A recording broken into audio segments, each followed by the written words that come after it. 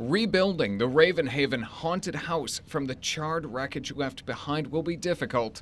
I don't even know how to describe it. It was the worst thing that's ever happened. But on Tuesday, the Dombrowski family, who have been passionate about the Halloween experience for more than a decade, learned they will face another challenge.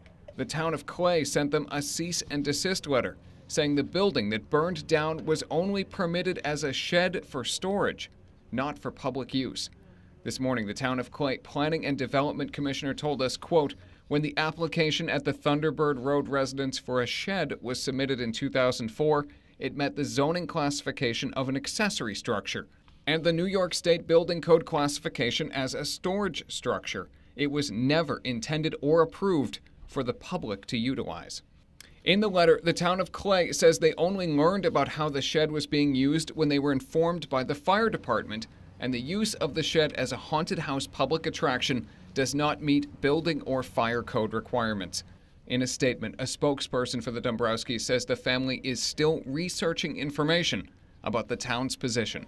Quote, concerns and questions remain about the vagueness of the town's position and whether such codes and requirements are being uniformly enforced throughout the town. Town of Onondaga Code Enforcement Officer and fire investigator Ron Ryan says even if the Dombrowskis did not charge admission, bringing hundreds of people into their shed on weekends could still be considered a commercial use of a structure.